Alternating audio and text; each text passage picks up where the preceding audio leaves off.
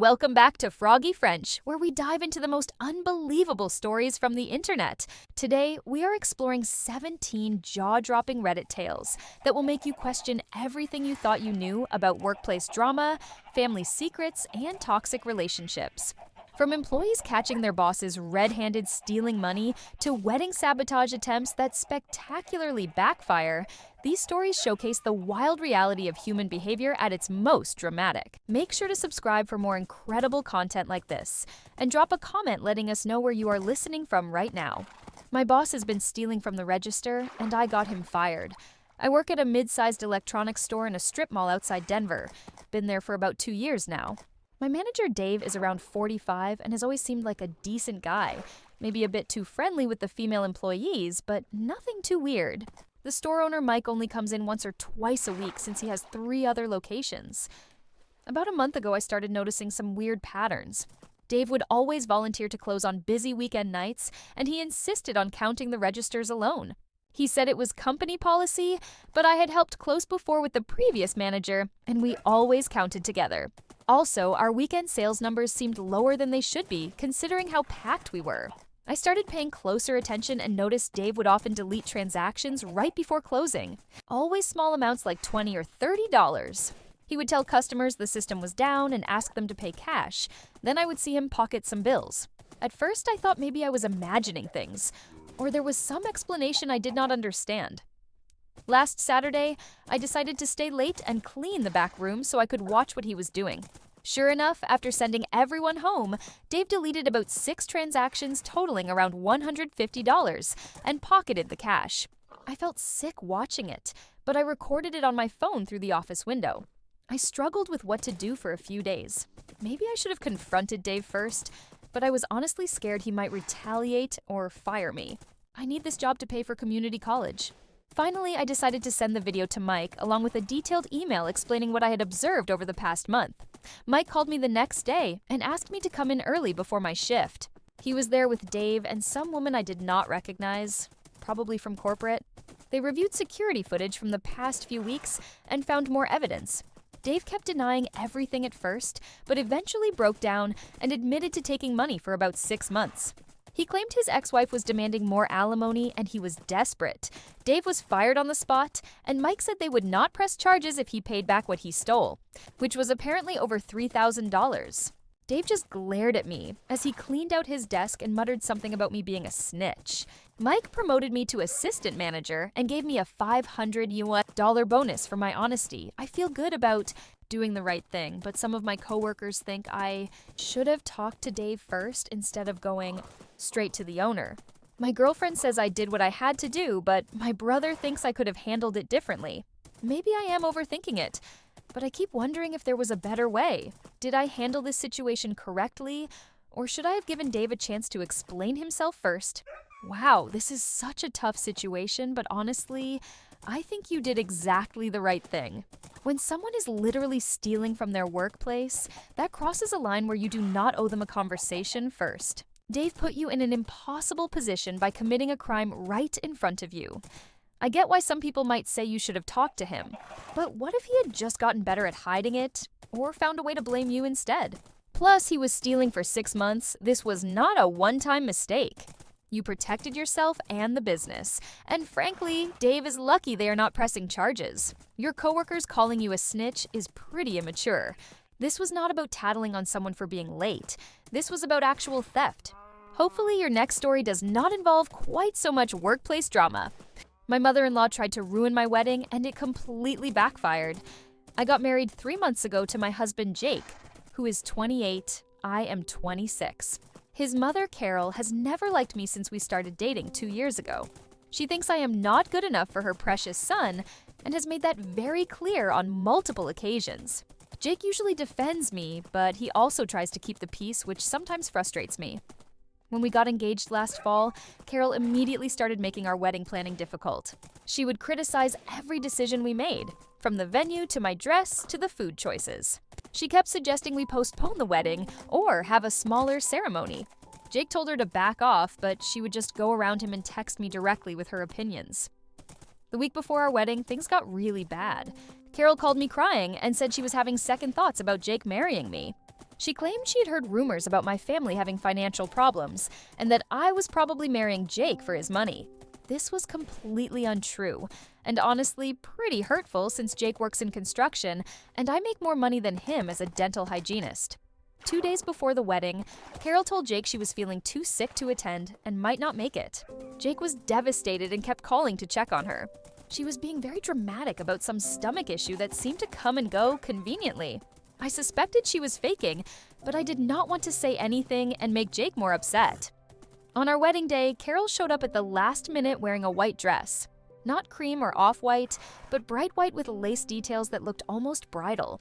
I was shocked, but we were about to start the ceremony, so I did not have time to deal with it. My maid of honor whispered that Carol looked ridiculous, and several guests were already whispering and taking photos. During the reception, Carol gave a speech that she had not cleared with us beforehand. She talked about how she hoped I would make Jake happy and that marriage was hard work. But then she started telling embarrassing stories about Jake as a kid. She was clearly trying to make him look bad, but the stories were actually cute and everyone was laughing with him, not at him.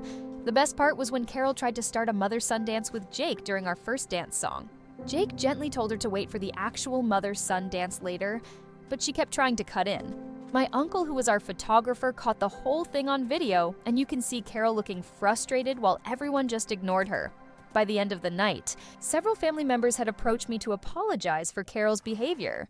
Jake's aunt pulled me aside and said the whole family was embarrassed, and that Carol had made herself look petty and desperate. Even some of Jake's cousins were making jokes about the white dress situation.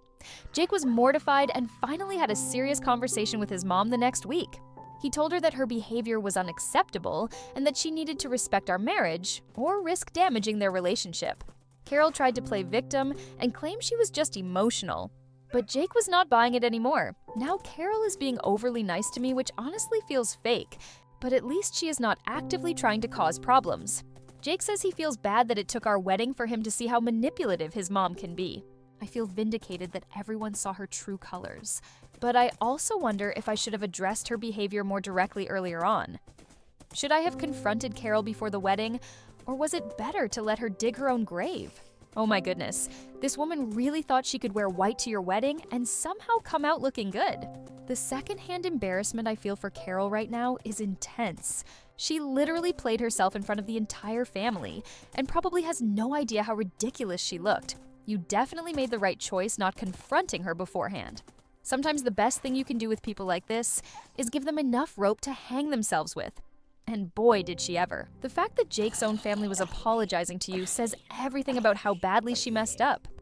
I love that your photographer got it all on video too. That is going to be a hilarious story to tell for years. Well, hopefully our next story involves slightly less family drama, but knowing how these things go, probably not. I discovered my quiet neighbor has been living a completely different life than I thought.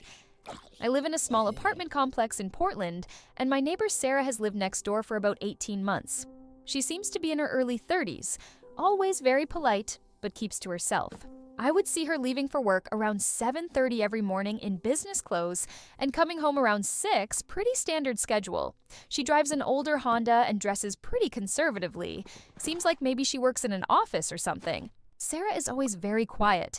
I never hear music or television or anything through the walls. Sometimes I wondered if she was okay because she seemed almost too quiet, like maybe she was going through something difficult. We would say hi in the hallway, but never really had conversations beyond small talk about the weather or package deliveries. A few weeks ago, I started noticing some changes in her routine. She would leave the apartment at weird times, sometimes really early like 5 in the morning, or late at night around 10. I only noticed because I work from home and have insomnia, so I am up at odd hours. She also started getting a lot more packages, like almost daily deliveries from different companies. Last weekend, I was coming back from getting groceries, and I saw Sarah getting out of a completely different car, a nice blue sedan that definitely was not hers. She was dressed totally differently too, wearing jeans and a colorful sweater instead of her usual conservative work clothes. She looked happier and more relaxed than I had ever seen her. I started paying more attention and realized that Sarah seems to have 2 completely different schedules. Some days she follows her regular routine, but other days she leaves at totally different times wearing different clothes. I began to wonder if maybe she was having an affair or living some kind of double life. Yesterday, I was walking my dog around the complex when I saw Sarah coming home with another woman who looked to be around the same age. They were laughing and carrying art supplies, like canvases and paintbrushes. The other woman kissed Sarah goodbye before leaving in the blue sedan I had seen before. Later that evening, I ran into Sarah at the mailboxes and decided to make conversation. I mentioned that I had seen her with art supplies and asked if she was taking classes or something. Sarah got this huge smile on her face and started telling me all about how she had been secretly taking painting lessons for the past 6 months. Turns out Sarah works at an accounting firm during the day, but has always wanted to be an artist. She has been taking evening and weekend classes at a local art studio, and the woman I saw is her girlfriend Emma, who is also taking the classes. Sarah said she had been keeping it quiet because she was nervous about people judging her for wanting to change careers, and also because she was not sure how her conservative family would react to her having a girlfriend. Sarah showed me some photos of her paintings on her phone, and they were actually really good. She has been building up a portfolio and hopes to eventually quit her day job and try to sell her art. She seemed so excited talking about it, like a completely different person than the quiet neighbor I thought I knew. I felt bad for assuming something dramatic was going on when really she was just pursuing her passion and being cautious about her privacy. Sarah asked me not to mention anything to other neighbors yet since she is still figuring things out, which of course I agreed to. Now when I see her, I understand why she seems happier lately. I'm glad I finally talked to her instead of just making up stories in my head, but it made me realize how much we do not know about the people living right next to us. Should I have minded my own business, or was it okay to be curious about my neighbor's unusual behavior? This is actually such a sweet story compared to what I was expecting. When you started describing the different schedules and mysterious car, I was definitely thinking affair or something shady too. But finding out she is just secretly following her dreams and found love at the same time is honestly really heartwarming. It sounds like Sarah was being careful about her privacy for good reasons, and I think it was fine that you were curious as long as you were not being intrusive about it. The fact that she opened up to you when you asked about the art supplies probably means she was ready to share with someone. Sometimes a friendly neighbor conversation is exactly what people need. Let's see what kind of drama the next story brings us. Hopefully, something a bit more straightforward. My friendly coworker has been sabotaging everyone to get ahead and finally got caught. I work at a marketing agency in Chicago with about 20 employees. There is this guy named Marcus who is around 30 and has been there for about 3 years, 1 year longer than me. Marcus is super friendly and helpful, always offering to stay late to help with projects and bringing coffee for everyone. He seemed like genuinely one of the nicest people in the office. Over the past year, I started noticing some weird patterns with work assignments. Several coworkers would mention that their files had gone missing or gotten corrupted right before big presentations. It happened to me twice where I saved a project on the shared drive and the next morning the file was either gone or had weird formatting issues that made it look unprofessional. Marcus was always the first person to offer help when these problems happened. He would stay late to help people recreate their work or offer to present on their behalf if they could not fix things in time. Management started praising Marcus for being such a team player and going above and beyond to help struggling colleagues. About 2 months ago, my coworker, Jessica, got passed over for a promotion that everyone expected her to get. She had been working on a huge campaign for our biggest client, and her presentation was supposed to be amazing. The morning of her presentation, her entire slide deck was corrupted and full of random images and text that made no sense. Marcus jumped in to save the day with a backup presentation he claimed to have made just in case. His version was very similar to what Jessica had described to me, but more polished and professional looking. Jessica was grateful at the time, but later seemed confused about how Marcus knew so many specific details about her project. I started paying closer attention to Marcus after that incident. I noticed he would often work late alone in the office, and he had access to everyone's computer passwords because he volunteered to help with technical issues. He also seemed to know a lot of details about projects he was not directly involved with. Last month, I decided to test my theory. I created a fake project file with a distinctive name and saved it in my folder, then mentioned the fake project casually in conversation with Marcus. Sure enough, 3 days later my fake file was missing, and Marcus asked me how my project was going, using the exact name I had made up. I set up a small camera app on my phone and left it recording on my desk one evening when I pretended to go home early. The next morning, I checked the footage and there was Marcus at my computer, clearly going through my files. He deleted several documents and seemed to be copying information to a flash drive. I took the evidence to my manager along with documentation of all the weird file issues that had been happening. They investigated quietly and found that Marcus had been accessing other people's work for months, stealing ideas and sabotaging presentations to make himself look better by comparison. Management called Marcus in for a meeting yesterday and confronted him with the evidence. At first, he tried to deny everything and claim he was just trying to help people organize their files. But when they showed him my video footage, he finally admitted to what he had been doing. Marcus got fired immediately, and they are considering legal action since he was essentially stealing intellectual property. Several coworkers who had missed out on promotions or recognition are now wondering if Marcus sabotaged them too. The whole office feels weird and tense now that everyone realizes how manipulative he was being. I feel vindicated that my suspicions were correct, but I also feel bad that it took so long to figure out what was happening. Maybe if I had spoken up sooner, fewer people would have been affected. Some coworkers are thanking me for exposing him, but others seem uncomfortable that I was basically spying on Marcus. Was I right to investigate Marcus secretly, or should I have confronted him directly first? This is absolutely wild and honestly kind of terrifying. The idea that someone could be so calculated and manipulative while acting like the nicest person in the office gives me chills. Marcus was literally stealing people's careers and acting like their hero at the same time. You were completely right to investigate this secretly, because if you had confronted him directly, he probably would have just gotten better at hiding it or found a way to turn it around on you. The fact that he had been doing this for months and fooling everyone shows how good he was at manipulation. I do not think anyone could blame you for being thorough about gathering evidence before making such a serious accusation. Hopefully your workplace can rebuild some trust after this mess, but man, what a situation to deal with. My worst Tinder date ever turned into the best relationship of my life. I matched with this guy Alex on Tinder about 6 months ago. He seemed normal enough, 29 years old, worked in IT, had decent photos. We texted for maybe a week before deciding to meet. Up for coffee at this place downtown near where I work? I got there first and waited for about 15 minutes before this guy walks in wearing a bright orange shirt and cargo shorts. Problem was, Alex had told me he would be wearing a blue button-down. I figured maybe he changed clothes or something, so I waved at him. He came over and sat down, seemed nervous but friendly enough. We started talking and immediately things felt off.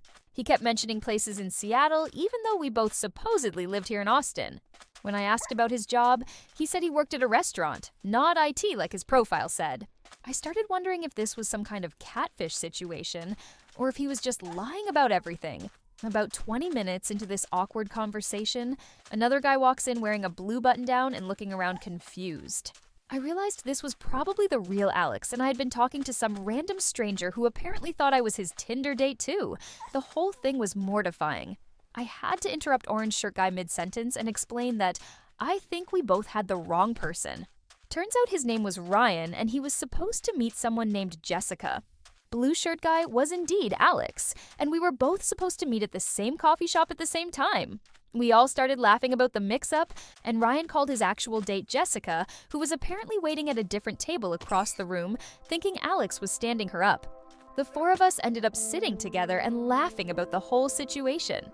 The baristas were watching this unfold like it was some kind of reality show. Alex and I finally had our actual first date conversation, and Ryan and Jessica seemed to be hitting it off too. We ended up staying at the coffee shop for like 3 hours, just talking and joking about online dating disasters. Alex was actually really funny and easy to talk to, completely different energy than our weird texting conversations. When we finally decided to leave, Alex asked if I wanted to get dinner sometime soon. Ryan and Jessica exchanged numbers too, and we all joked about having a double wedding someday. I thought Alex seemed nice, but I was not expecting much since the whole thing had been so chaotic. Our second date was at a normal restaurant and went perfectly. Alex was relaxed and charming, and we had so much in common. Turns out we both love hiking and terrible horror movies, and we ended up talking until the restaurant started closing around us. 6 months later, Alex and I are officially dating, and things are going really well. We still laugh about our disaster first date and how we almost never would have met if not for that random mix-up. Ryan and Jessica are dating too, and we all hang out sometimes, which is kind of surreal. The funny thing is that if our first date had gone normally, I probably would not have been as interested in Alex. The whole chaotic situation made us both relax and just be ourselves instead of trying to impress each other.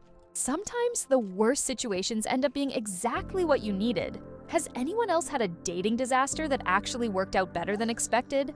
This is honestly so cute and gives me hope for all the awkward dating situations out there. The fact that you all just rolled with it and ended up having a great time together shows you found people with good senses of humor, which is honestly more important than having a perfect first date. I love that both couples ended up working out too, like some kind of romantic comedy mix-up that actually had a happy ending. Sometimes the universe has weird ways of bringing people together, I guess.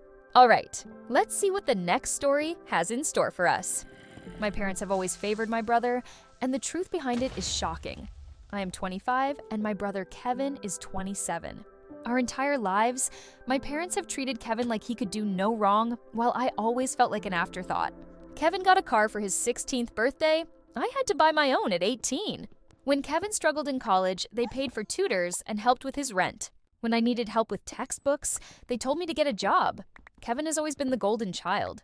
He played football in high school, and my dad would never miss a game. But when I was in debate team and made it to state championships, neither parent showed up. They said they were too busy with work. Kevin got into a decent state school, and they threw him a graduation party.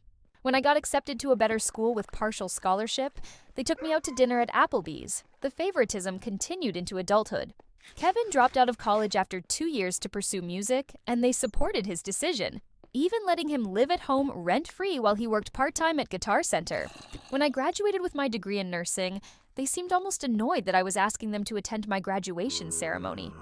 Kevin has never held a steady job for more than 6 months. He is 30 now and still living with our parents, playing guitar in a band that performs at local bars maybe once a month. Meanwhile, I've been working as a nurse for 3 years, have my own apartment, and am completely financially independent. But somehow, Kevin is still the favorite. Last month was my mom's 60th birthday, and we had a family gathering at their house. Kevin showed up 2 hours late without a gift, mumbled happy birthday, and spent most of the evening on his phone. I brought a thoughtful present and helped cook dinner, but my parents spent the whole time asking Kevin about his music and telling relatives how proud they were of his artistic pursuits. During dinner, my Aunt Linda made some comment about how Kevin was always the special one, even as a baby. My mom got this weird look on her face and quickly changed the subject. My dad started talking loudly about something else, which was unusual because he normally loves discussing Kevin's achievements, even when there are not any. After most people left, I was helping clean up when I overheard my parents talking quietly in the kitchen. My mom was saying something about how they needed to tell us the truth eventually, and my dad was insisting it was too late now and would just cause problems. When they noticed I was listening, they got really flustered and said they were just discussing Kevin's future. I could not stop thinking about that conversation and my aunt's comment about Kevin being special even as a baby. A few days later, I called my Aunt Linda and asked her what she meant. At first, she tried to brush it off. But eventually, she admitted that she always wondered if Kevin was actually my dad's biological son. Apparently, my parents had some marital problems around the time Kevin was conceived, and my mom had briefly separated from my dad and stayed with a friend for a few weeks. Linda said the family always suspected, but no one ever talked about it directly. She seemed surprised that I did not know, and made me promise not to cause drama. This revelation explains so much about my childhood and why I always felt like an outsider in my own family. If Kevin is not my dad's biological son, then my parents have been overcompensating with favoritism to mask their guilt about the situation. It would explain why they are so defensive about him and why they seem almost angry when I succeed at things. I have not confronted my parents about this yet because I am not sure how to even bring it up. Part of me wants to know the truth, but another part of me is scared it will destroy what little family relationship we have left. Kevin has no idea about any of this, and honestly, I am not sure he deserves to have his world turned upside down just because I am feeling hurt. Should I ask my parents directly about Kevin's paternity, or should I let sleeping dogs lie? Oh wow, this is such a heavy situation and honestly explains so much about the weird family dynamics you have been dealing with your whole life. The favoritism you described sounds absolutely exhausting to grow up with, and if your suspicions are right, it makes their behavior make sense in the most messed up way possible. I feel really conflicted about whether you should bring this up or not. On one hand, you deserve to understand why your childhood was so unfair, but on the other hand, this kind of revelation could blow up everyone's lives. Maybe start with a conversation about the favoritism itself before getting into the paternity question. Either way, this is way above Reddit's pay grade, and you might want to consider talking to a therapist about it. Let's hope the next story is a little less emotionally complicated. A racist customer at my restaurant got the reality check he deserved. I work as a server at a family-owned Italian restaurant in a suburb outside Phoenix. It is the kind of place where regulars know each other, and the owners Maria and Giuseppe treat everyone like family. Most of our customers are pretty decent people, but every once in a while we get someone who thinks they can act however they want. Last Thursday evening, this middle-aged white guy came in alone and sat at one of my tables. He seemed normal at first, ordered a beer and asked about the specials. Our cook that night was Carlos, who has worked there for like 8 years and makes the best pasta I have ever tasted. Carlos is from Mexico originally, but speaks perfect English and is honestly one of the nicest people you will ever meet. When I brought the guy his appetizer, he started complaining that it was taking too long, even though it had only been maybe 10 minutes. Then he made some comment about how places like this should hire people who understand urgency. I thought that was a weird thing to say, but did not think too much about it at first. His entree came out perfectly cooked and beautifully presented, but the guy immediately started complaining that something tasted off. He demanded to know who cooked it, and when I mentioned Carlos, his whole attitude changed. He started talking loudly about how he did not want some illegal immigrant touching his food and demanded that someone else remake his meal. The whole restaurant went quiet, and you could feel the tension in the room. Maria came over to see what was happening, and the guy repeated his racist complaints to her. Maria is this tiny, elderly Italian woman, but she has zero tolerance for that kind of behavior. She very calmly told him that Carlos was a valued member of their team, and if he had a problem with that, he was welcome to leave. The guy doubled down and started yelling about how his tax dollars should not be supporting businesses that hire illegals. He was being so loud and obnoxious that other customers were starting to look uncomfortable. That is when something amazing happened. This older black gentleman at a nearby table stood up and walked over. He introduced himself as Dr. Johnson and very politely asked the racist guy what his profession was. Turns out the guy works in construction. Dr. Johnson then mentioned that he was a retired surgeon who had worked at the same hospital for 35 years, and asked if the guy thought his tax dollars should have supported Dr. Johnson's salary all those years. Before the racist could answer, a young woman at another table chimed in that she was a teacher and asked if her immigrant grandparents should not have been allowed to contribute to society. Then, an older couple mentioned that they were both veterans and found his comments disrespectful to the American values they fought for. Within about 5 minutes, half the restaurant was involved in politely but firmly explaining to this guy why his attitude was wrong. Nobody was yelling or being aggressive. They were just calmly stating facts and asking questions that made him look more ridiculous with every answer he tried to give. The racist guy started getting flustered and defensive, especially when people started asking him about his own family's immigration history.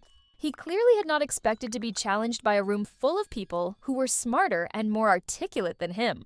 Carlos came out of the kitchen to see what was happening, and several customers started applauding him. Maria finally told the guy that his meal was on the house, but he needed to leave immediately and not come back. He stormed out muttering about how everyone was ganging up on him, but you could tell he was embarrassed. The whole restaurant started clapping as he left, and several people went over to shake Carlos's hand and compliment his cooking.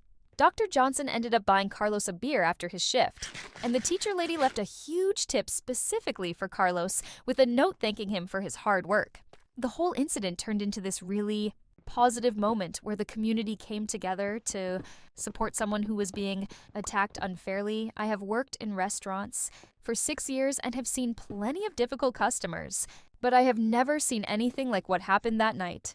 It restored my faith in people and showed me how powerful it can be when good people speak up instead of just staying quiet. Do you think the customers handled this situation appropriately, or should they have just minded their own business? This story honestly made me tear up a little bit. There is something so powerful about watching a community come together to stand up for what is right, especially when they do it with class and intelligence instead of just shouting back. Dr. Johnson asking about the guy's profession was such a smart way to make him think about his own.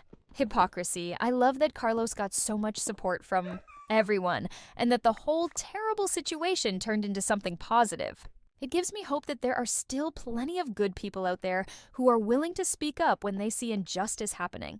Sometimes the best response to hate is just showing someone how outnumbered their ignorance really is. Hopefully, our next story has a bit less heavy social commentary, but honestly, that was beautiful to read about.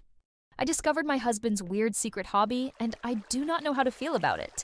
My husband Mark and I have been married for 4 years, together for 7 total. He is 31 and works as an accountant, pretty straightforward guy who likes sports and action movies. Or at least that is what I thought until last week when I stumbled across something that has me completely confused. Mark has always been kind of private about his computer time. He has a home office where he pays bills and does some freelance work on weekends. I never thought much about it because everyone deserves their own space, and I trust him completely. He is never secretive about his phone or anything sketchy like that. Last Tuesday, I was looking for our tax documents and Mark was at work, so I went into his office to check his filing cabinet. While I was searching through papers, I accidentally knocked over a stack of books that were on his desk. When I picked them up, I realized they were all about dollhouses and miniature furniture making. I was confused because Mark has never shown any interest in crafts or miniatures. I started looking around his office more carefully and noticed he had been hiding a small dollhouse behind some boxes on a shelf. It was incredibly detailed with tiny furniture, wallpaper, and even little picture frames on the walls. The craftsmanship was honestly amazing. I found a whole drawer full of miniature supplies like tiny paintbrushes, small pieces of fabric, and what looked like handmade miniature food items. There was also a notebook where Mark had been sketching room layouts and writing notes about different dollhouse projects. Some of the notes went back almost 2 years. I was not sure how to react. Part of me thought it was kind of sweet that Mark had this creative side I never knew about. But another part of me was hurt that he had been hiding this hobby from me for what seemed like a long time. I wondered if he thought I would judge him or make fun of him for it. That evening, I decided to bring it up casually. I mentioned that I had been in his office looking for tax papers and noticed some interesting books. Mark immediately got defensive and asked exactly what I had seen. When I mentioned the dollhouse books, his face turned bright red and he started stammering. Excuses. Mark admitted that he had been making dollhouses for about 3 years, but was embarrassed to tell me because he thought I would think it was weird or unmanly. He explained that he started watching YouTube videos about miniatures during his lunch breaks at work and became fascinated with the precision and creativity involved. He showed me 3 completed dollhouses that he had been keeping in the basement. They were absolutely incredible, with working tiny light fixtures and furniture that he had made from scratch. Mark had spent hundreds of hours on these projects, and the attention to detail was mind-blowing. I had no idea my husband was so artistic and patient. Mark said he had been planning to eventually tell me about his hobby, but kept putting it off because he was worried about my reaction. He mentioned that some of his coworkers had made jokes about dollhouses being for little girls when the topic came up randomly at work once, which made him more self-conscious about it. I felt bad that Mark had been hiding something that clearly brought him so much joy, just because he was worried about being judged. I told him that his dollhouses were beautiful and that I was impressed by his skill. We ended up spending the whole evening looking at his projects, and he excitedly explained all the techniques he had learned. Now Mark has moved his dollhouse workspace into the basement where he has more room to spread out. He seems so much happier being able to work on his projects openly instead of sneaking around. I have been learning about the hobby too, and it is actually a pretty serious art form with competitions and everything. I am glad Mark finally shared this part of himself with me, but I still feel a little weird about the fact that he hid it for so long. Maybe I should have been more supportive of unusual hobbies in the past, so he would not have felt the need to be secretive. Was Mark wrong to hide his hobby from me, or do I need to examine why he felt he could not tell me? This is actually really sweet, and honestly, your husband sounds incredibly talented. The fact that he was worried about judgment shows how much societal pressure there is around hobbies that do not fit traditional gender expectations, which is pretty sad when you think about it. I do not think either of you did anything wrong here. Mark was protecting himself from potential embarrassment, and you had no way of knowing he was hiding something he was passionate about. The important thing is that now you both get to enjoy this amazing skill he has developed, and hopefully he feels more comfortable sharing things with you in the future. Those dollhouses sound absolutely incredible, by the way. Miniature work takes so much patience and precision. All right, let's see what our next story has brewing. My lying roommate finally got what she deserved in the most ridiculous way. I moved in with my roommate Ashley about 8 months ago when I started graduate school in Boston. She seemed normal during our brief meeting, was clean, had good references from previous roommates. Ashley is 24 and works at some marketing company downtown, makes decent money, and split the rent fairly with me. Things started going wrong pretty quickly. Ashley would eat my food from the fridge and deny it when confronted. She would use my expensive shampoo and skincare products, again denying it even when the bottles were obviously emptier. Small stuff at first, but it added up and made me feel like I was going crazy. The lying got worse over time. Ashley would tell me she was going out of town for work and ask me to water her plants. Then I would see her car in the parking lot the whole weekend. She would claim she never received messages I sent her, even though I could see they were marked as read. She borrowed my textbooks and returned them damaged, then insisted they were already damaged when I lent them to her. Last month, things escalated when my laptop went missing. I had left it on the kitchen counter while I went to take a shower, and when I came back, it was gone. Ashley claimed she had not seen it and suggested maybe I left it at school. I searched everywhere for 3 days before finally buying a replacement I could not afford. 2 weeks later, I was in Ashley's room looking for my phone charger that she had borrowed, and I saw my laptop sitting on her desk with a bunch of stickers on it that definitely were not mine. When I confronted her, she said her laptop had broken and she was borrowing mine temporarily, but forgot to mention it. She acted like I was being unreasonable for being upset. I started keeping track of Ashley's lies in a notebook because the gaslighting was making me question my own memory. She would promise to pay utilities on time and then let them get shut off, claiming the company must have made a mistake. She invited people over for loud parties without telling me, then denied they were her friends when I complained about the noise. The final straw was when Ashley told our landlord that I had been having unauthorized guests stay over, which was completely false. She was apparently trying to get me in trouble because she wanted her boyfriend to move in and thought if I got kicked out, she could take over the whole apartment. Our landlord called me to discuss lease violations I definitely had not committed. That same week, Ashley's elaborate lies finally caught up with her in the most amazing way. She had been telling her boss that she was taking online college classes to finish her degree, which was why she needed flexible work hours. She had been using this excuse to leave work early and come in late for months. Ashley also told me she was getting reimbursed by her company for those fake classes, which is probably why she could afford her half of our expensive rent. She even showed me fake enrollment documents she had created to justify her schedule changes to her boss.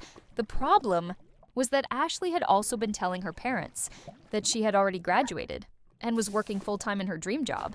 She wanted them to think she was more successful than she actually was. So she'd been lying to them for over a year about having finished college. Last week, Ashley's worlds collided when her mom surprised her at work to take her out for a celebration lunch. Her mom mentioned how proud she was that Ashley had graduated and was doing so well at her job. Ashley's boss overheard and got confused about why her mom thought she had graduated when Ashley was supposedly still taking classes. The boss started asking questions and quickly figured out that Ashley had been lying about the college, classes, and probably stealing company money through fake reimbursements. Ashley got fired immediately, and they are considering pressing charges for the fraudulent expense claims. Without her job, Ashley could not afford rent and had to move back in with her parents, who were furious about all the lies. She also had to confess to them that she never actually graduated college, which caused a huge family drama. I found all this out because Ashley was crying on the phone with her sister while packing her stuff. I felt a little bad watching Ashley's life fall apart, but mostly I was relieved that I would not have to deal with her constant lying anymore. The best part is that now I have the apartment to myself for the same rent, since the landlord let me find a new roommate. Ashley's boyfriend also broke up with her when he found out about all the lies. Apparently, she had been lying to him about stuff too. She moved out last weekend, and I have not heard from her since. Was it wrong for me to feel satisfied watching Ashley's lies catch up with her? Not gonna lie, reading about Ashley's dramatic downfall was incredibly satisfying after all the lying and manipulation you had to endure. The fact that her web of lies unraveled so perfectly when her mom showed up at work is like something out of a movie, except way more believable than most movie plots. You definitely should not feel bad about being relieved that a toxic person is out of your life. Ashley created her own problems by being dishonest with literally everyone around her, and you were just an unfortunate victim of her behavior. Sometimes karma works in mysterious ways, and it sounds like this was one of those times. Hopefully, your next roommate situation will be much more drama-free. Though honestly, having the place to yourself for a while probably sounds pretty nice right about now. Our manager promised us promotions that never existed, and we exposed him publicly. I work at a mid-sized tech company in Austin as a software developer. Our team manager Brad has been there for about 5 years and always acted like he was looking out for us. He is probably around 40 and talks a good game about wanting to help his team advance their careers. About 6 months ago, Brad started telling several of us individually that there were promotion opportunities coming up and we were being considered for senior developer positions. He said the company was expanding and they needed to promote from within to fill leadership roles. Brad made it sound like these promotions were basically guaranteed if we kept up our good work. I was excited because I had been at the company for almost 3 years and felt ready for more responsibility. Brad started giving me extra projects and asking me to mentor newer team members, saying it would look good when promotion time came around. He told me the same thing was happening with my coworkers, Mike and Sarah. The 3 of us started working extra hours to prove ourselves worthy of these promotions. Brad would praise our dedication in team meetings and make comments about how management was noticing our efforts. He encouraged us to take on weekend work and even volunteer for projects outside our normal responsibilities. After about 3 months of this, I started wondering when we would hear official news about the promotions. When I asked Brad directly, he said HR was still working out the details, but things looked very promising. He told me to be patient and keep up the excellent work because these decisions took time at the corporate level. Around that same time, I happened to be walking past our director's office and overheard her on a phone call talking about budget cuts and a hiring freeze. She mentioned something about not being able to create any new positions for at least the next year due to company finances. This directly contradicted everything Brad had been telling us. I shared what I overheard with Mike and Sarah, and we started comparing notes about our conversations with Brad. We realized he had been telling all 3 of us slightly different stories about these supposed promotions, but none of the details matched up when we compared them. Mike decided to casually ask around with people in other departments, and nobody had heard anything about new senior developer positions being created. Sarah reached out to a friend in HR who confirmed that there had been no discussion about promotions in our department, and actually there was a company wide freeze on new positions. We confronted Brad as a group during our next one-on-one meetings. When we asked for specific timelines and details about the promotions, he started giving vague answers and making excuses about delays. He seemed caught off guard that we were asking direct questions. Instead of just accepting his promises, Brad then changed his story and said the promotions might be delayed until next quarter due to budget considerations, but assured us they were still happening eventually. He acted annoyed that we were questioning him and made comments about how good employees should trust their manager's guidance. That is when we realized Brad had been using these fake promotion promises to get us to do extra work without additional compensation. He had essentially been exploiting our career ambitions to increase his team's productivity while knowing the promotions never existed. In the first place, we decided to document everything and take it to our director. We had saved emails from Brad promising promotions, and we had detailed notes about all the extra work we had been doing under false pretenses. Our director was shocked to learn that Brad had been making promises he had no authority to keep. The director called a meeting with Brad and all 3 of us to discuss the situation. Brad tried to claim that he had been advocating for us with upper management and genuinely believed the promotions would happen, but his story kept changing when pressed for details. Our director revealed that not only were there no plans for new positions, but Brad had never even submitted any formal requests for promotions on our behalf. He had been completely lying to us for months while taking credit for our extra work in his own performance reviews. Brad got written up formally and lost his own eligibility for promotion this year. Our director apologized to us and arranged for us to receive bonuses as compensation for the extra work we had done under false promises. She also said she would be monitoring Brad's management practices more closely going forward. The whole situation was embarrassing for Brad because other teams heard about what happened and several people came forward with similar stories about him making promises he could not keep. His reputation in the company took a serious hit, and some of his other team members requested transfers to different managers. I am glad we stood up for ourselves instead of just continuing to accept Brad's excuses. But the whole experience made me more cynical about trusting managers who make big promises. It also made me realize how easy it is for people in authority positions to exploit their employees' career ambitions. Should we have confronted Brad privately first, or were we right to take the issue directly to our director? This is exactly the kind of workplace manipulation that makes people lose faith in management. And honestly, Brad got off way too easy in my opinion. Using fake promotion promises to extract free labor from employees is seriously unethical and probably should have resulted in him being fired, not just written up. You absolutely did the right thing going to your director instead of trying to handle it internally with Brad. This was not a misunderstanding or miscommunication. This was deliberate deception that affected multiple people over months. Brad had already proven he was willing to lie to your faces, so confronting him privately would have just given him more opportunities to manipulate the situation. I am glad you got those bonuses, and hopefully this experience helps you recognize these red flags in the future. Let's see if our next story involves slightly less workplace betrayal. My ex tried to ruin my new relationship and made himself look like a complete fool.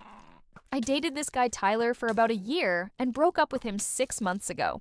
He is 28 and I am 26. We met through mutual friends in college. The relationship was not terrible, but Tyler was really immature and jealous, always accusing me of flirting with other guys when I was just being friendly. He also had this habit of going through my phone and social media when he thought I was not paying attention. The breakup was not dramatic. I just told Tyler that we wanted different things and were not compatible long term.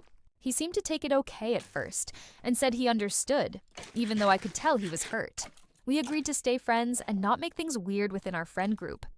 About 2 months after we broke up, I started seeing someone new named David, who I met at work. David is 30 and works in a different department, so we kept things pretty low-key at first. Tyler found out somehow, probably through social media, and started texting me asking if I was dating someone new. I told him it was not his business anymore, and he seemed to drop it. Things were going really well with David, and after a few months we made our relationship official. I posted a couple of photos with David on Instagram, nothing over the top, just normal couple pictures. Tyler immediately started liking and commenting on all my posts, which was weird because he had barely interacted with my social media while we were dating. Tyler began showing up at places where he knew I would be. If I posted about going to a certain restaurant or bar, Tyler would somehow end up there too, usually with some excuse about meeting other friends. He would always come over to say hi and try to chat with David, asking him lots of personal questions and making comments about our relationship. The stalking behavior escalated when Tyler started contacting David directly. He found David's work email somehow and sent him a long message claiming he was just looking out for him as a fellow guy. Tyler told David that I was manipulative and had cheated on him, which was completely false. He said David should be careful because I would probably do the same thing to him. David showed me Tyler's email and we both thought it was pathetic and creepy. David handled it really well. He just ignored Tyler completely and told me he did not believe any of the lies. But Tyler kept sending more emails with increasingly desperate claims about my character and our past relationship. Tyler also started reaching out to my friends and family members on social media, trying to convince them that David was not good for me.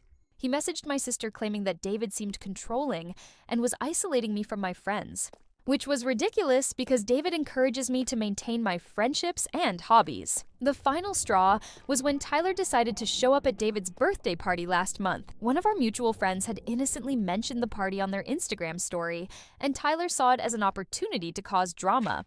He arrived uninvited with a bottle of expensive whiskey, acting like he was just being friendly and supportive. Tyler spent the entire party trying to monopolize conversations and tell embarrassing stories about me from when we were dating. He kept making jokes about how David should watch out for my bad habits and quirks. It was so uncomfortable and obvious what he was doing that everyone at the party started avoiding him. The most cringe moment was when Tyler offered to make a toast to David's birthday. He stood up with his drink and started talking about how important it was for men to support each other and look out for their friends.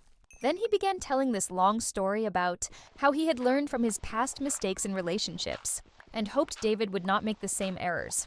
Everyone at the party just stared at Tyler in uncomfortable silence while he rambled on about relationships and maturity. You could tell people were embarrassed for him and did not know how to react. David finally interrupted and thanked Tyler for coming, but said he did not need relationship advice at his own birthday party. After that disaster, several of our mutual friends reached out to me privately to say that Tyler's behavior was getting weird and they felt uncomfortable with how he was handling our breakup. A few people said they had been avoiding inviting Tyler to things because they did not want him to create drama or make the situation awkward. Tyler apparently realized how badly he had embarrassed himself because he finally backed off completely. He stopped texting me, unfollowed me on social media, and has not shown up at any events where he knows I will be. I heard from a friend that Tyler started dating someone new, so hopefully he is moving on with his life. The whole situation actually brought David and me closer together because we had to deal with it as a team. David never once blamed me for Tyler's behavior or asked me to handle it differently. He just supported me and stayed calm while Tyler made himself look increasingly desperate and pathetic. I feel bad that our friend group had to witness Tyler's meltdown, but I am also relieved that everyone saw his true colors and realized that I had good reasons for breaking up with him. It validated my decision to end the relationship when I did. Was there anything I could have done to prevent Tyler's stalking behavior, or did I handle it correctly? Tyler sounds absolutely exhausting, and honestly, you handled this whole situation with way more patience than he deserved. The fact that he tried to sabotage your new relationship by contacting David directly and then showed up uninvited to a birthday party is just beyond inappropriate, like restraining order-level behavior. I think you did everything right by not engaging with his drama and letting him embarrass himself publicly instead of getting into arguments with him. Sometimes the best thing you can do with people like Tyler is just let them show everyone who they really are. And it sounds like that is exactly what happened at that birthday party. The silver lining is that David sounds like a keeper for handling all of this so maturely. And now you know for sure that breaking up with Tyler was the right call. Hopefully our next story involves significantly less stalker ex-boyfriend energy. My neighbor and I are fighting over a hedge and it has gotten completely out of hand. I bought my house in a quiet suburban neighborhood outside Sacramento about 2 years ago. My next-door neighbor, Frank, is probably in his mid-50s and seemed friendly enough when I first moved in. We would wave at each other while getting mail and had a few brief conversations about the weather and local restaurants. The problem started last spring when I decided to trim the hedge that runs along our property line. It had gotten pretty overgrown and was blocking some of my kitchen windows, making the house feel dark during the day. I measured carefully and made sure I was only cutting branches on my side of the property line. Frank came over while I was working and told me I should have asked his permission before trimming the hedge. He claimed that even though the hedge was technically on both our properties, it was a shared landscape feature and we should make decisions about it together. I thought this was reasonable and apologized for not discussing it first. We agreed that in the future, we would coordinate any major changes to the hedge. Frank seemed satisfied with this arrangement and even offered to help me clean up the trimmings. I thought we had resolved the issue and everything would be fine going forward. A few weeks later, I noticed that Frank had installed a small fence directly behind the hedge on his side of the property line. When I asked him about it, he said he wanted to protect his part of the hedge from any future unauthorized trimming. The fence was only about 2 feet tall and did not really affect me, so I did not make a big deal about it. Over the summer, Frank started making increasingly petty comments about yard maintenance. He would mention how important it was to keep property values up and make subtle suggestions about how I could improve my landscaping. He also started taking photos of my yard, claiming he was documenting seasonal changes for his garden journal. In August, I hired a lawn service to do some work in my backyard, including trimming some bushes near the fence line. The crew accidentally cut a few small branches from Frank's side of the hedge, maybe 6 inches worth of growth. Frank was furious and demanded that I pay for professional hedge restoration. which seemed completely excessive for such minor damage. I offered to pay for the lawn service to fix the small section they had damaged, but Frank insisted that the entire hedge needed to be professionally evaluated and potentially replaced. He got quotes from 3 different landscaping companies and wanted me to pay almost $2,000 for hedge replacement and soil restoration. When I refused to pay that amount for such minor damage, Frank filed a complaint with our homeowners association. He claimed I was engaging in property destruction and violating neighborhood landscaping standards. The HOA sent me a letter asking for my side of the story and requesting documentation about the hedge trimming incident. Frank also started measuring the exact property line with a surveyor, his tape, and discovered that about 3 inches of my driveway might be encroaching on his property. This had apparently been an issue since before I bought the house, but Frank had never mentioned it until our hedge dispute started. The situation escalated when Frank installed motion sensor cameras aimed at the hedge and property line. He said he needed to document any future unauthorized activity on his property. The cameras were clearly positioned to capture my comings and goings, which felt like harassment and invasion of privacy. I contacted a lawyer to ask about my rights regarding the property line and camera situation. The lawyer said the driveway encroachment was a pre-existing issue that should have been disclosed during the sale, and Frank's cameras might be violating privacy laws if they were recording my property. Last month, Frank surprised me by having the entire hedge on his side professionally removed without any notice. He claimed he was exercising his property rights and did not need my permission to remove plants from his own land. The removal left my side of the hedge looking lopsided and ridiculous. Now Frank is demanding that I remove my portion of the hedge as well, claiming it looks unsightly and affects his property value. He has threatened to file another HOA complaint if I do not take action within 30 days. He also wants me to pay for half the cost of his hedge removal since we originally agreed to coordinate hedge decisions together. The whole dispute has made living in my house stressful and uncomfortable. Frank watches me from his windows whenever I am in my yard and makes passive-aggressive comments when we encounter each other. Several neighbors have mentioned that they have noticed the tension and asked if everything is okay. I am considering installing my own fence along the property line just to create a clear barrier between our properties. Part of me wants to fight Frank's demands on principle, but another part of me just wants to resolve this situation so I can enjoy my home again. The legal fees are adding up, and I am tired of dealing with the constant drama. My family thinks I should just remove the hedge and move on, but my friends say Frank is being a bully and I should not give in to his unreasonable demands. I honestly never expected a simple hedge trimming to turn into such a major neighborhood conflict. Should I continue fighting Frank, or just give him what he wants to end this ridiculous feud? This whole situation is absolutely insane, and Frank sounds like he has way too much time on his hands. The fact that he escalated a minor hedge trimming into a full-blown property war complete with cameras and legal threats is honestly kind of impressive in the worst possible way. You are definitely dealing with one of those neighbors who turns every small issue into a federal case, and unfortunately, there is not much you can do to reason with people like that. Frank clearly decided to make this his hill to die on, and is going to keep escalating no matter how reasonable you try to be. I would probably install that fence just to create some boundaries and save yourself from future drama, because this is obviously not going to be the last dispute you have with this guy. Sometimes cutting your losses is the smartest move, even when the other person is being completely unreasonable. At least we're getting some wild neighbor drama out of this mess.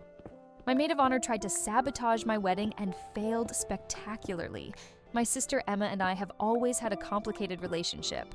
She is 2 years older than me and has always been the more outgoing one, while I was quieter and more focused on school. Emma is 29 and I am 27, and she has never been great at handling it when I get attention or achieve something she has not. When I got engaged to my fiancé Josh last year, Emma seemed happy for me at first. She congratulated us and offered to help with wedding planning. I asked her to be my maid of honor because despite our issues, she is my sister and I wanted her to be part of my special day. Emma threw herself into wedding planning with enthusiasm that honestly surprised me. She had opinions about everything from the venue to the flowers to the guest list. Sometimes her suggestions were helpful, but other times she would push for things that were clearly more her style than mine. Like wanting a beach theme when I preferred garden party vibes. About 3 months before the wedding, Emma started making strange comments about Josh and our relationship. She would ask if I was sure I was ready for marriage and mention how young we were to be making such a big commitment. When I told her Josh and I had discussed everything and were confident in our decision, she would just nod and change the subject.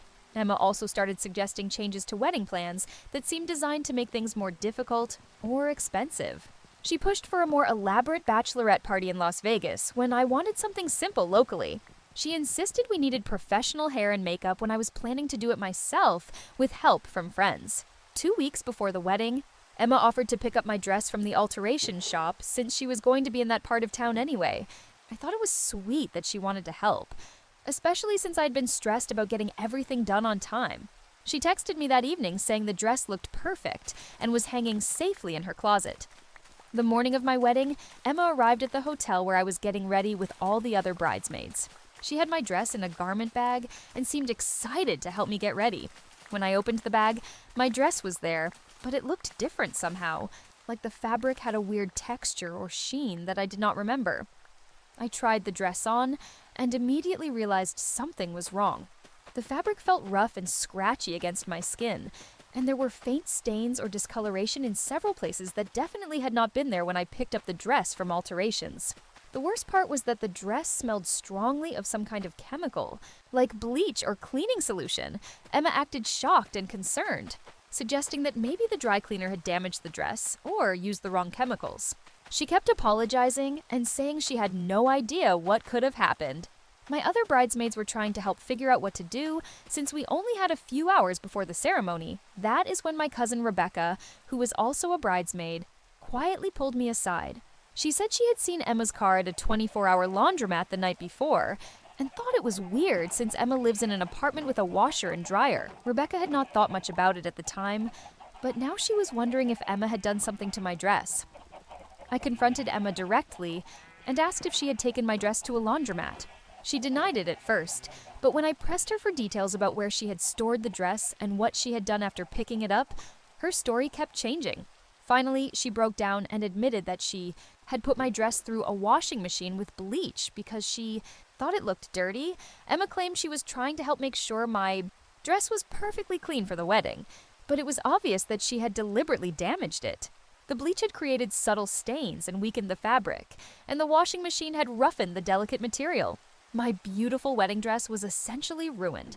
I was devastated and furious. But we did not have time for a complete meltdown with guests arriving soon. My mom called several bridal shops to see if they had anything in my size, but it was a Saturday and most places were closed. One shop agreed to open early and let us look through their sample dresses. We found a dress that was close to my size and style, though not exactly what I had planned. It required some quick alterations with safety pins and temporary hemming, but it looked decent enough for the ceremony. The whole ordeal took up most of our getting ready. Time and added unnecessary stress to what should have been a relaxing morning. The worst part was that Emma continued to act like she had made an innocent mistake and was hurt that I was angry with her. She kept apologizing and saying she was just trying to help, but everyone could see through her fake remorse.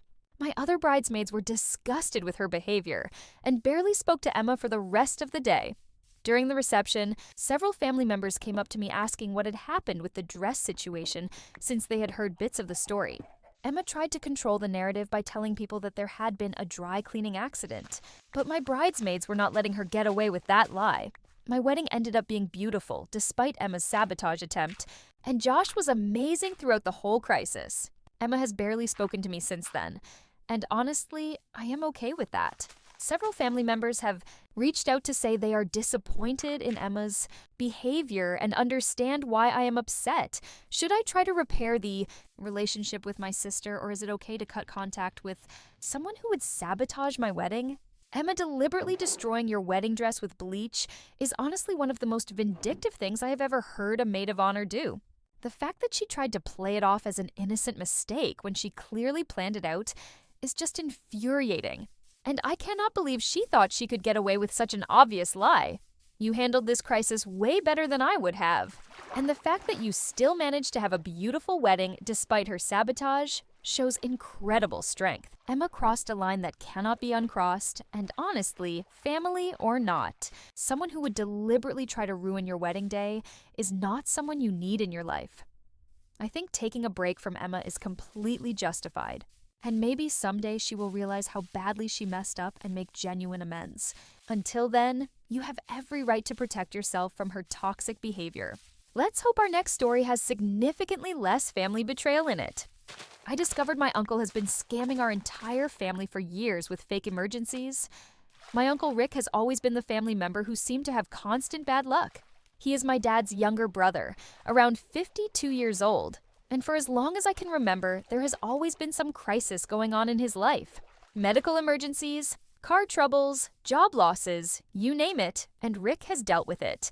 Our family is pretty close, and we have always looked out for each other financially when someone was struggling. Rick would call my dad or my grandparents whenever he had an emergency, usually needing anywhere from $200 to $1,000 to cover unexpected expenses. He was always good about paying people back eventually, so nobody questioned it. Over the past 5 years, Rick's emergencies seem to be getting more frequent and expensive.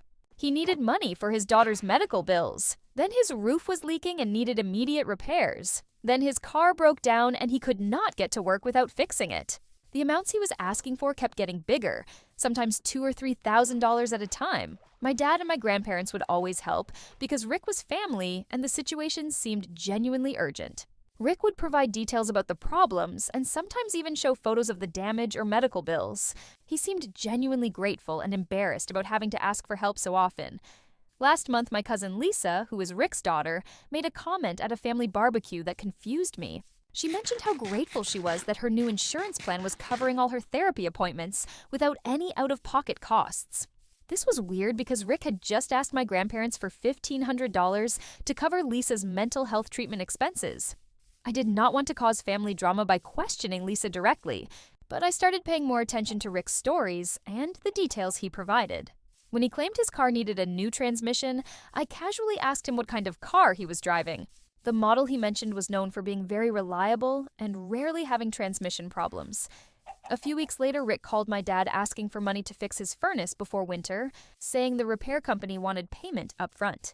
I offered to help Rick research repair companies and get multiple quotes, thinking I could save the family some money. Rick quickly said he had already found someone and just needed the cash as soon as possible. That same week, I happened to drive past Rick's neighborhood and decided to stop by his house to drop off some leftovers from Sunday dinner.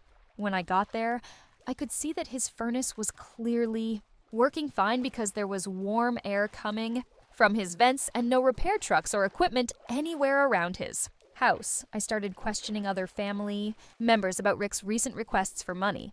My aunt mentioned that Rick had asked her for $500 for car repairs around the same time he asked my dad for furnace money. My grandmother said Rick had called her about needing money for his electric bill being shut off. Even though when I drove by his house, all the lights were clearly on, I realized Rick was running multiple cons on different family members simultaneously, making up emergencies and asking several people for money for the same fake problems. He was probably collecting thousands of dollars from our family every month by rotating through different relatives with different sob stories. The most disgusting part was when I found out Rick had been using his daughter's real therapy sessions as a cover story for fake medical expenses. Lisa was actually getting help for anxiety and depression, but Rick was inflating the costs and asking multiple family members to contribute to bills that were already covered by insurance. I brought all this information to my parents and grandparents, and we decided to confront Rick together at the next family gathering. When we asked him to provide documentation for all his recent emergency expenses, Rick got defensive and accused us of not trusting him during his time of need. Rick tried to make us feel guilty by talking about how hurt he was that his own family would question his integrity when he was struggling. He claimed we were being cruel and unsupportive, and that he had always been there for us when we needed help, which honestly was not true at all. When we pressed Rick for specific details about his furnace repair, car problems, and medical bills, his stories started falling apart. He could not remember which company had supposedly done the work, or provide receipts for any of the services he claimed to have paid for. Eventually, he admitted that some of the emergencies had been exaggerated, but insisted he really did need the money for living expenses. We found out Rick had been gambling online for years and was deep in debt to several credit card companies. All the money our family had given him for emergencies had been going toward gambling losses and minimum payments on his debts. He had been systematically scamming people who loved him and trusted him. Rick begged us not to cut him off completely and promised he would get help for his gambling problem. He claimed he was ashamed of lying to us, but felt trapped by his debts and did not know how else to ask for help. My dad was devastated to learn that his brother had been manipulating him for years. We told Rick that we would support him if he genuinely committed to getting treatment for his gambling addiction, but we would not give him any more money until he could prove he was in recovery. Rick agreed to this at first, but within 2 weeks he was back to calling family members with new emergency stories. Now Rick is essentially cut off from family financial support, and several relatives have stopped speaking to him entirely. Part of me feels bad because addiction is a real disease, and Rick probably does need help. But I also feel angry that he exploited our family's love and generosity for so long. Was our family right to cut off Rick financially? Or should we have been more understanding about his gambling addiction? This is such a betrayal of trust. And honestly, Rick put you all in an impossible situation by mixing real addiction issues with deliberate manipulation of people who cared about him. Using his daughter's actual therapy as cover for fake medical bills is particularly disgusting and shows how calculated his scamming was. I think you handled it exactly right by offering support contingent on him actually getting help for his gambling problem.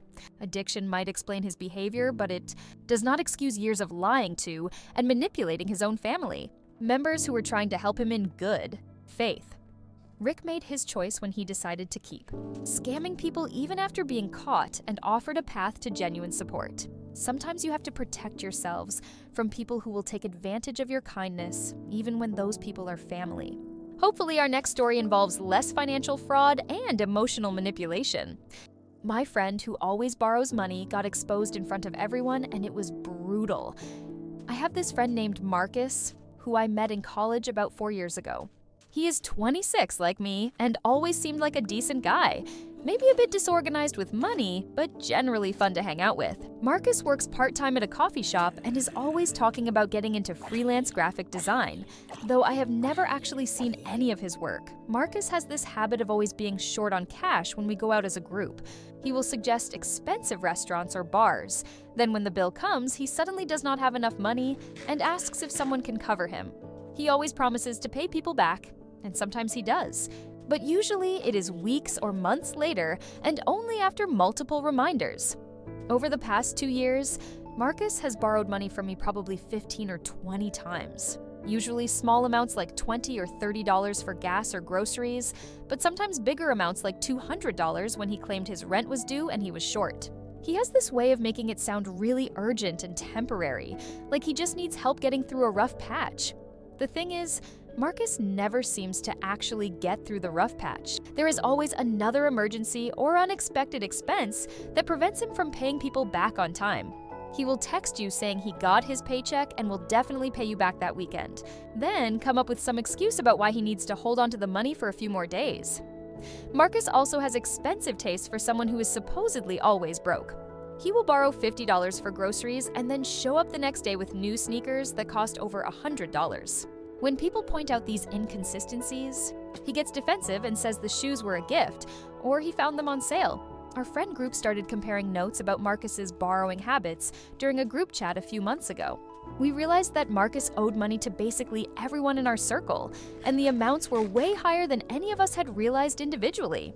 Between 6 people, Marcus owed almost $3,000 in total. We also noticed that Marcus had different sob stories for different people. He told me his car needed repairs, but told our friend Sarah that he needed money for his sick grandmother's medical bills. He told another friend that his landlord was threatening eviction, but his social media posts showed him going to concerts and eating at expensive restaurants. Last weekend, we all went out for our friend Jake's birthday dinner at this nice Italian place downtown. As usual, Marcus was enthusiastic about going, and even suggested we order appetizers and expensive wine to celebrate properly. When the bill came, Marcus pulled his typical routine of suddenly not having enough money and asking if someone could cover his $75 portion. That is when Sarah decided she had had enough. She pulled out her phone and started reading off a list of every time Marcus had borrowed money from her over the past year, including the dates and amounts. She calculated that Marcus owed her $850 and had not paid back a single dollar despite promising to do so multiple times. Then, Jake jumped in and shared his own list of Marcus's unpaid debts, totaling around $600. One by one, everyone at the table started sharing their experiences with Marcus borrowing money and never paying it back. The amounts kept adding up, and Marcus's face was getting redder and more embarrassed. With each revelation, Marcus tried to defend himself by saying he was going through a difficult time and we were all being unfair by ganging up on him. He claimed he was working on paying everyone back and just needed more time to get his finances sorted out. But then Sarah pointed out that Marcus had posted Instagram stories from an expensive weekend trip to San Francisco just 2 weeks earlier. The most damaging moment was when someone showed Marcus's social media posts from the past few months, proving that he was spending money on entertainment, clothes, and travel while claiming to be too broke to pay his friends back. He had been to multiple concerts, bought expensive meals, and even got a new tattoo, all while owing thousands of dollars to people who had tried to help him. Marcus got increasingly defensive and started making excuses about how the social media posts were misleading and did not tell the whole story. He claimed that other people had paid for most of those activities, and he was not actually spending money he did not have. But his explanations sounded desperate and unconvincing. Finally, Marcus just stood up and stormed out of the restaurant, leaving us to split his portion of the bill among ourselves. He did not even apologize or acknowledge that his behavior had been wrong. He just got angry that we had confronted him publicly about his pattern of taking advantage of our friendship. Since that dinner, Marcus has been basically ostracized from our friend group. Nobody invites him to group activities anymore, and most people have stopped responding to his texts. A few people have sent him formal requests for repayment, but Marcus has ignored all of them and seems to be avoiding everyone. He owes money too. I heard through mutual acquaintances that Marcus has been complaining to other people about how our friend group turned on him and treated him unfairly. He is apparently trying to find new friends who do not know about his borrowing habits, which honestly just proves that he learned nothing from the experience. I feel a little bad about the public confrontation since it was pretty humiliating for Marcus, but I also think he brought it on himself by taking advantage of people who genuinely cared about him and wanted to help. Should we have handled the situation differently, or was Marcus asking for this kind of confrontation? Marcus absolutely deserved what happened to him, and honestly, I am amazed your friend group put up with his freeloading behavior for as long as you did. The fact that he owed $3,000 collectively while posting about expensive trips and concerts shows he was never actually struggling. He was just using all of you as his personal ATM. Sarah calling him out publicly was probably the only way to make Marcus face consequences for his actions, since he clearly was never going to change his behavior or pay anyone back voluntarily. Sometimes people like Marcus only stop taking advantage of others when they get exposed and lose access to their victims. The fact that he stormed out instead of apologizing or trying to make things right tells you everything you need to know about his character. Good riddance to that friendship, and hopefully he does not find new people to scam. Well, that was quite the financial drama. Let's see what our next story brings us. I inherited a weird old box from my grandmother, and it turned out to be incredibly valuable. My grandmother Rose passed away 6 months ago at the age of 91. She was an amazing woman who lived through the Depression and World War II, always told the best stories about her childhood in rural Montana. Rose was not wealthy by any means, lived in a small apartment, and was very careful with her money her whole life. When we were going through Rose's belongings after the funeral, most of her possessions were pretty standard stuff for an elderly person. Old furniture, costume jewelry, photo albums, books, and lots of knitting supplies. My mom and her siblings divided up the valuable items like her wedding ring and some antique dishes that had been in the family for generations. There was this one weird wooden box that nobody really wanted. It was about the size of a shoebox, made of dark wood with some kind of carved design on the top that looked like flowers or vines. The box was heavy for its size, but when you shook it, it did not make much noise. Maybe just a slight rattling sound. My Aunt Linda said she remembered Rose always having that box on her dresser, but had never seen her open it or talk about what was inside. When we tried to open it, we discovered it was locked and none of us could find a key anywhere in Rose's apartment. The lock looked old-fashioned and complicated, not like a modern padlock. Everyone assumed the box probably contained old letters, or maybe some costume jewelry that Rose wanted to keep private. My cousins were not interested in dealing with getting it opened. and my mom said I could have it since I had always been close with Rose and spent a lot of time listening to her stories when I was younger. I took the box home and put it on my bookshelf, thinking I would eventually find a locksmith who could open it without damaging whatever was inside. But I got busy with work and honestly kind of forgot about it for a few months. Every once in a while, I would look at it and wonder what Rose had kept locked away in there. Last month, I was cleaning my apartment and decided I finally needed to either get the box opened or just donate it somewhere. I found a locksmith in my neighborhood who said he specialized in antique locks and could probably get it open without damaging the contents. The locksmith, an older guy named Frank, was immediately interested in the box when I brought it in. He said the wood looked like it might be walnut, and the carving was very detailed and well done. Frank thought the lock mechanism was probably from the early 1900s, based on the style and complexity. It took Frank about an hour to carefully pick the lock without damaging it. When the box finally opened, we both expected to find old photographs or letters, but instead, there were several small objects wrapped in yellowed tissue paper. The first thing I unwrapped was a small gold brooch with what looked like real pearls and tiny diamonds. There were also 2 gold rings, one with a large green stone that might have been an emerald, and a delicate gold necklace with matching earrings. At the bottom of the box was a folded piece of paper with Rose's handwriting that said these had belonged to her mother and grandmother and were to be passed down to future generations. Frank suggested I take the jewelry to an appraiser since some of the pieces looked like they might be valuable antiques. He said the craftsmanship on the settings looked professional and the stones appeared to be genuine. Though he was not an expert in jewelry valuation, I made an appointment with a jewelry appraiser downtown who specialized in estate and antique pieces. She examined each item carefully with various tools and magnifying equipment. The appraiser seemed excited about several of the pieces, especially the ring with the green stone and the brooch with the pearls. It turns out the green stone was indeed an emerald, probably from the 1920s, and the setting was made of platinum, not just gold like I had thought. The brooch was from the same era and contained natural pearls and genuine diamonds in an art deco design that was apparently quite sought after by collectors. The total appraised value of everything in the box was almost $25,000. The appraiser explained that antique jewelry from that period, especially pieces in good condition with original settings, had become very valuable in recent years due to collector interest and the quality of the craftsmanship. I was completely shocked that Rose had been sitting on this treasure for who knows how many decades without ever mentioning it to anyone in the family. The note she left suggested that the jewelry had been passed down from her mother and grandmother, so it might have been locked away in that box for almost a century. I called my mom immediately to tell her about the discovery, and she was amazed. Apparently, Rose had never talked about having any valuable jewelry, and my mom had no idea these pieces even existed. Rose must have been incredibly disciplined to never sell any of it, even during difficult financial times. Now I am trying to decide what to do with this unexpected inheritance. Part of me wants to keep the jewelry in the family like Rose intended, but another part of me could really use the money for student loans and a down payment on a house.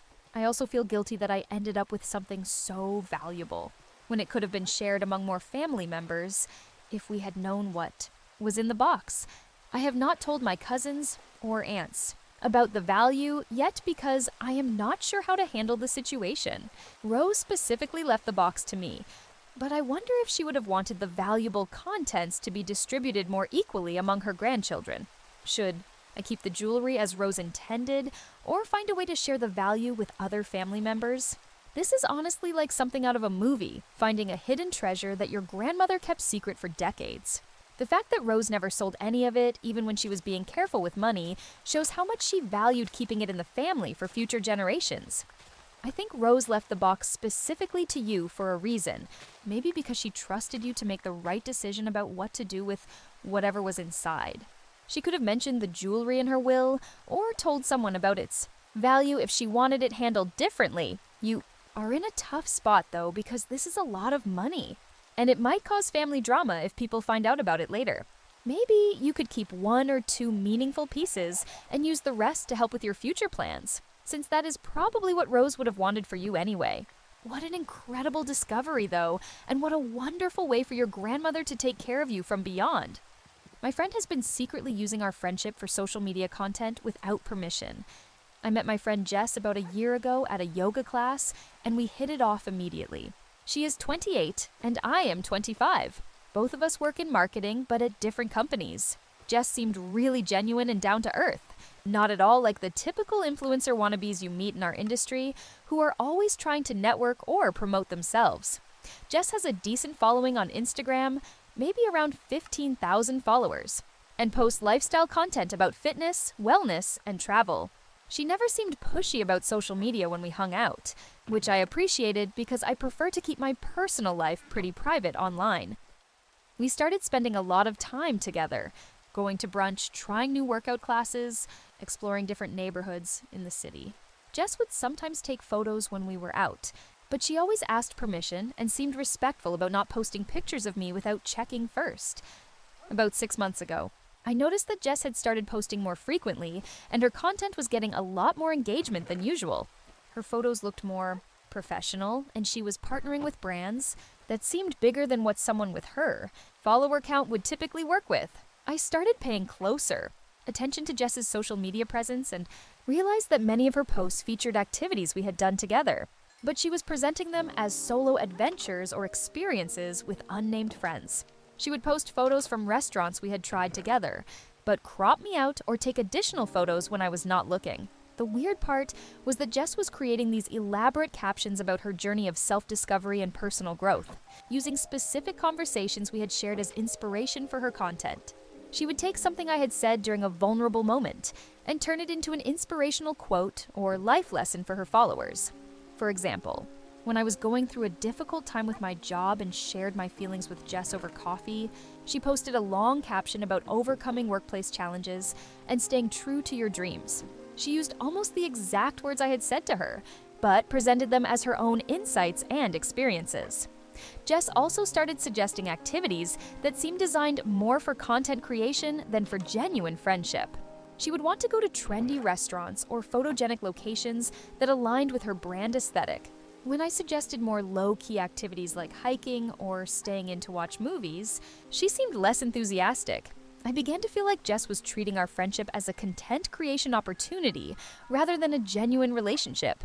She would always have her phone out during our hangouts, taking photos and videos that she would later edit and post as part of her curated lifestyle content.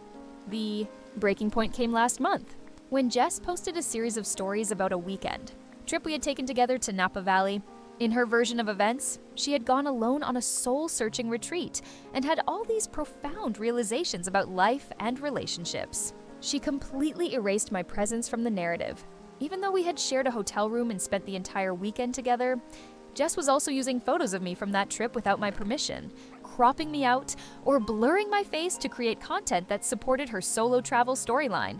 She was getting paid partnerships with hotels and wineries based on content that featured experiences we had shared, but she was presenting herself as the sole creator and participant. When I confronted Jess about using our friendship for content without my knowledge or consent, she seemed genuinely surprised that I was upset. She said she thought I understood that she was a content creator and that our experiences together might inspire her posts. She acted like I was being unreasonable for wanting boundaries around my privacy. Jess tried to justify her behavior by saying that she never directly posted photos of me without permission, and that she was just drawing inspiration from her real-life experiences like any content creator would. She seemed to think that as long as she was not tagging me or explicitly mentioning my name, she was not violating my privacy. I explained to Jess that I felt used and deceived, especially since she had been profiting from partnerships and sponsorships that were based partly on content featuring our shared experiences. I told her that I needed her to stop using our friendship as material for her social media presence going forward. Jess agreed to be more mindful about boundaries, but I could tell she did not really understand why I was so upset about the situation. She seemed to view our friendship primarily through the lens of how it could benefit her personal brand and online presence. Since that conversation, our friendship has felt forced and awkward. Jess still suggests getting together, but I can tell she is frustrated that she cannot document our hangouts the way she used to. She seems less interested in spending time together.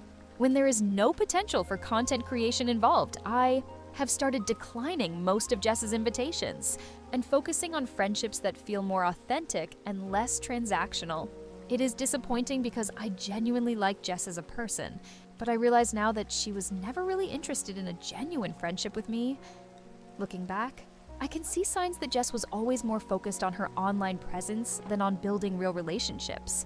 But I gave her the benefit of the doubt because she seemed so nice and normal in person. Should I have been more understanding about Jess's need to create content? Or was I right to set boundaries about my privacy?